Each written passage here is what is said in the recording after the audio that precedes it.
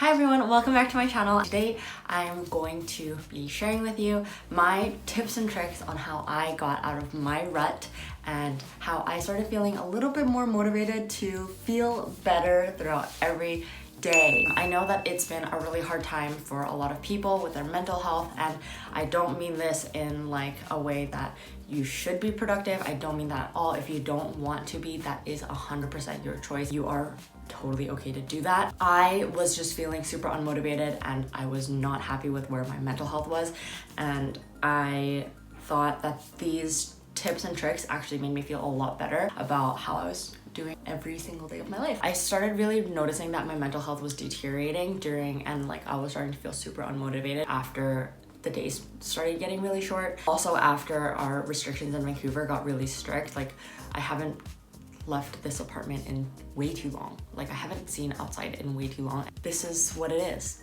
If you are feeling in a rut and if you think that your mental health, please seek help. If you need it, obviously therapy is a great option, and talking to someone that's not in your circle is very, very helpful, and I am all for it. This isn't a substitute for that, but here are the things that worked for me. Hopefully some of these things work for you as well. The first tip that I have would be figure out what is making you feel down and low, and think about things that decrease your energy to the point where you don't want to do anything or increase your anxiety.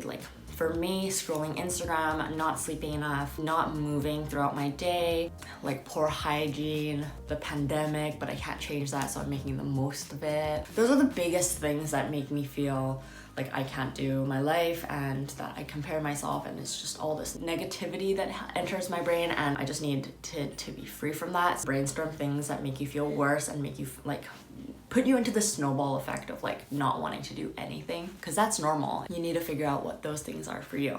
The next thing is to think about what brings you joy. I've been asking this during my work to my colleagues, and it's been so interesting to see how different everyone's answers are. Yours will look completely different from mine, so think about what that means for you.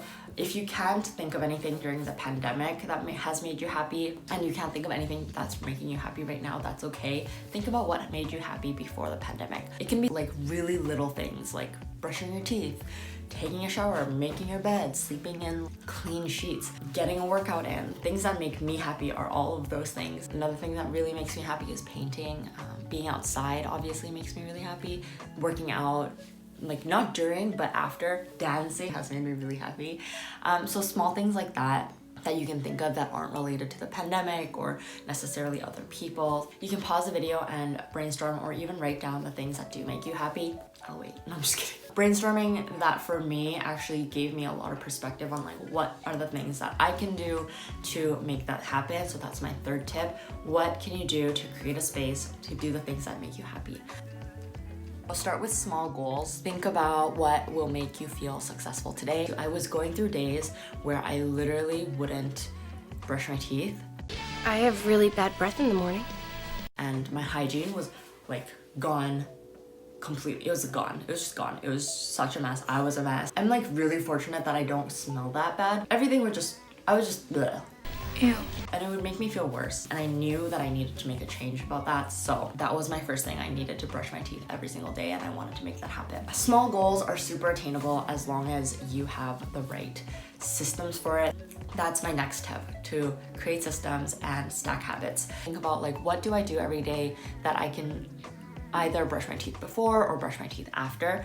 And something I do every day is wake up, lol. But in reality, I open my blinds every single day, and I decided that after I open my blinds, I will get up and brush my teeth before I would just go back to bed. But it has worked every single day, and after 3 or 4 days, I was actually brushing my teeth before opening my blinds, so yay, go me.